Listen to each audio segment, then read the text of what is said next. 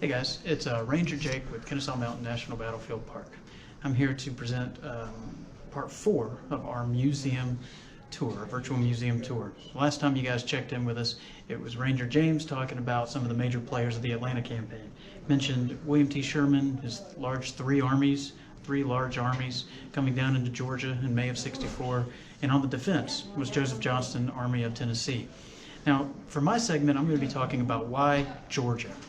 So, as Ranger James mentioned, there's a lot going on in what we call the Eastern Theater in the Virginia area, with Grant going up against Robert E. Lee.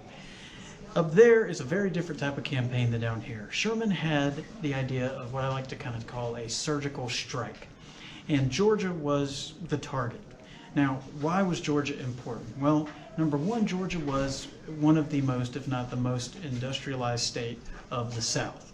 So disrupting that industry was key to a Union victory and to the great change that the Union was hoping for, the United States was hoping for before the election of 1864 in November. So how do you disrupt an entire nation's industry? Well, there are a lot of different ways to do it.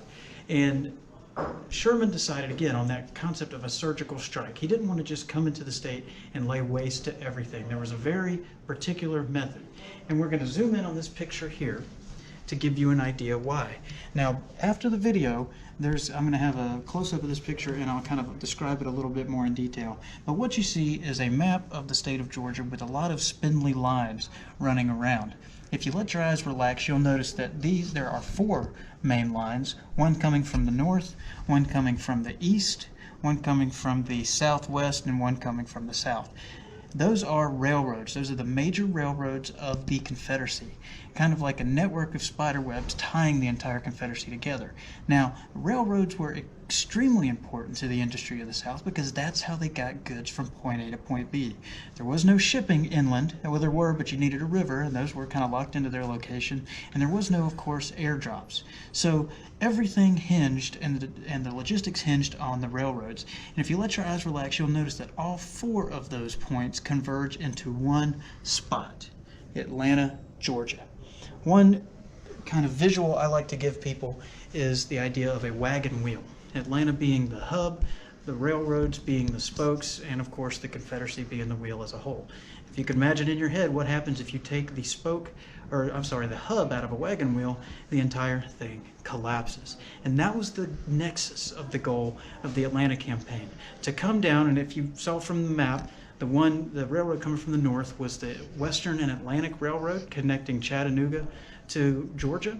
Sherman's idea was to bring his armies down that railroad to get to Atlanta, sack the city, and snip the other 3 lines, causing massive disruption throughout the whole system. You see, and in that way, he doesn't need to spread out his forces and cause massive amount of damage. By sacking one city and destroying 3 railroads and 3 connections, he does the damage. Now, I'm standing in front of a case that kind of talks about that a little more in detail and shows you some of the things that were being produced in Georgia and why the Union wanted to disrupt that industry. Okay, the title of this case is The Strategic Center of the South, and it refers to Atlanta's importance, well, Georgia's importance to the Confederate industry. In this case, we have everything from cannons. We see 2 large bronze cannons being made. They were being manufactured in Rome and Macon, Georgia, and those are artillery pieces being shipped directly to the front. We see the weapons of the infantry.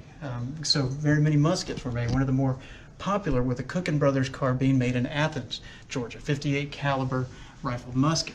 Okay, we have sidearms here. Of course, we have railroad and railroad implements, so the actual rails themselves. Bullets were being rolled in factories. Child labor was actually being heavily used by the South at this point because they needed all hands on deck child and women labor. And a very interesting artifact that we'll try to detail a little bit later, and that is the Joe Brown pike. Governor Joe Brown of Georgia had about 7,000 of these things made for $5 a piece, and unfortunately, not one of them made it to the front lines. The infantry decided it was too heavy and cumbersome and not really effective against the small arms of the Union. So In addition to the industrial nature of Georgia and Atlanta's importance as a railroad hub, another thing a little more subtle was the fact that Georgia had been virtually untouched at this point by war. Now, not to say that Georgia didn't send people out to fight, but very little, if none, real skirmishes had happened in Georgia.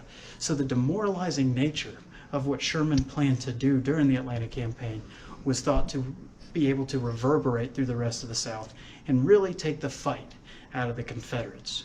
So we have to keep these museum tours short. That kind of sums up the real importance of Atlanta and Georgia during the Atlanta campaign. When we come back, we're going to dive a little bit deeper into the Atlanta campaign, and we're going to talk about logistics and how Sherman managed to get all these moving parts and tie them together.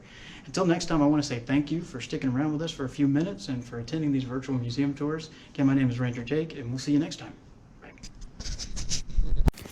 This is a map of the major railroads in Georgia which connect to the networks of railroads in the rest of the southern states in 1864.